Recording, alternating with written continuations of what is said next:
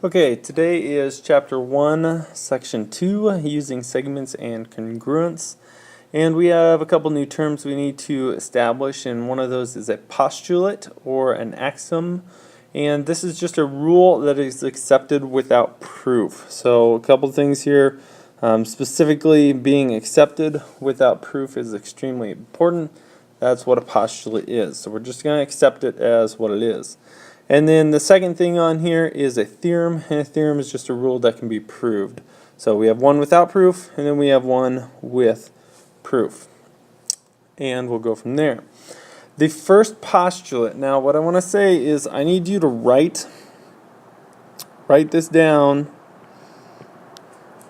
on a separate sheet of paper.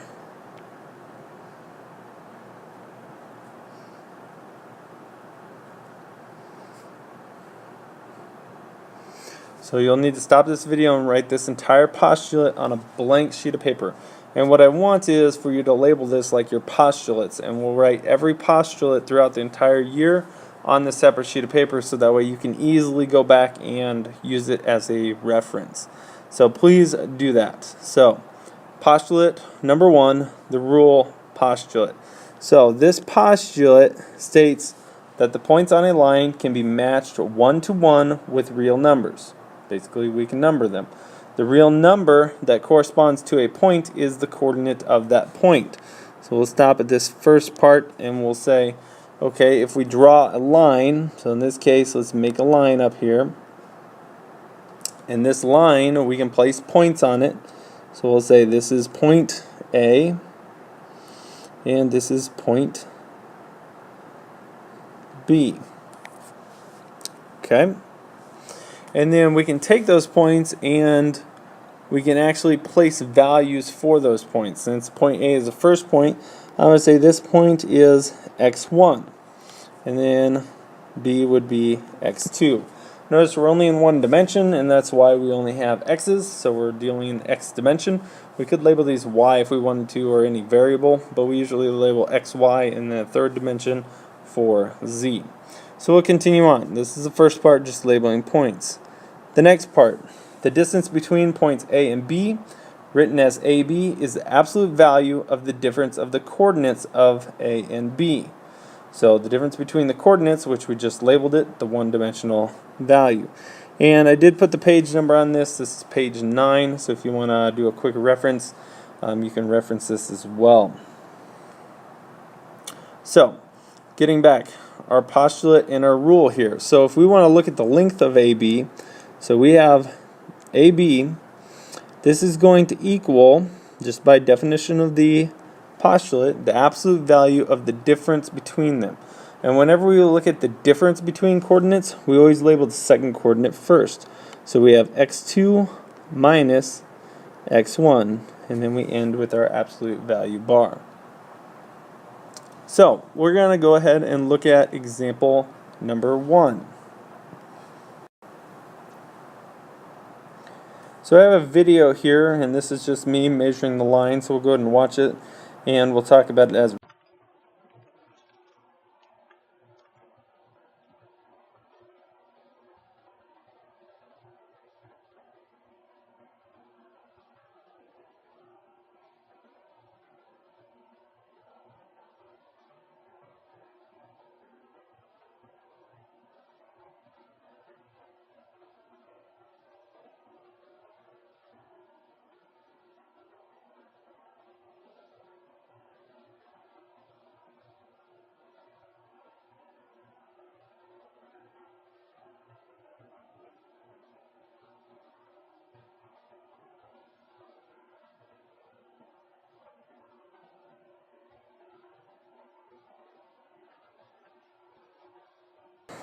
and we can take this and we can actually do some measurements from this. So we said our first one, at least the one that I measured, was at 3. So that's our x1, and our second one was at 7.6. So if I plug this in this case this is my segment ST, this is going to equal the absolute value of my x2, which I said in the video was 7.6, minus my x1, in this case was at the 3 mark. And then if we look at this and we do our math, we get that this equals 4.6. And depending on how we measured it, looking at this value, because I measured at 3.0, we only have two significant figures, and therefore I kept it at 4.6. Okay. So looking at postulate 2, again, please write this in or on a separate sheet of paper. I'm going to be checking this to make sure you've done this, and this will be part of the homework, making sure you've completed your homework, is having a postulate sheet. So postulate 2 states that segment addition postulate, it says that if B is between A and C, then AB plus BC equals AC. And then I do have a correction in this next one, so please change this as you go. If AB plus BC equals AC, so there should be an equal sign instead of this plus sign, so please replace that. Then B is between A and C. And this postulate's on page 10. So if we're looking at this, so if we take this and we move things over a little, I suppose, we have a line,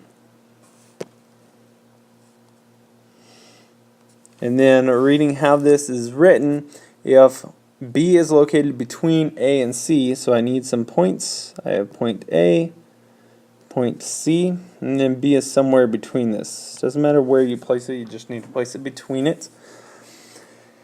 Then AB plus BC yields our AC. And then you can see why. Segmented addition, if B is between these points and it's in our straight line, then our postulate is going to hold true. And we could write this, we could write AB plus BC yields AC, which is already in your notes, so you really don't need to write that. Okay, so let's go ahead and you guys can write below this. I'm going to move it out of my way. If we have, so let's do an example. So for guided practice,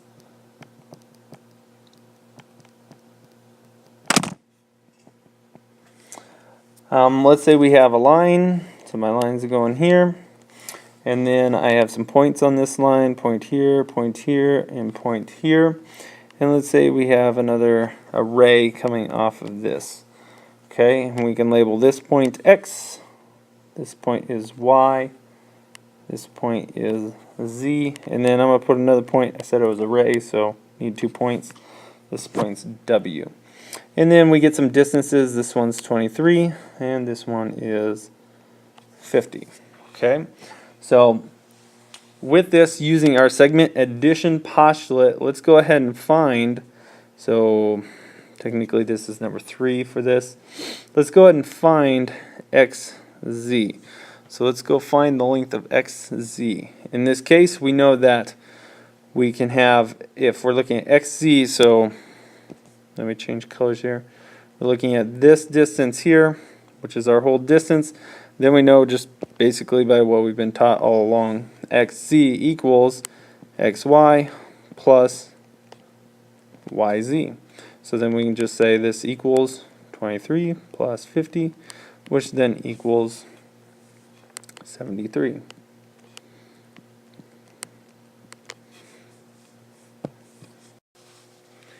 Let's look at another quick example. If we're using still this picture up here, so my picture that I drew earlier, if we have, and we wanted to find Y, or sorry, not Y, WZ. So if we knew YW was 30 and we wanted to find WZ, could we do it with the segment addition postulate?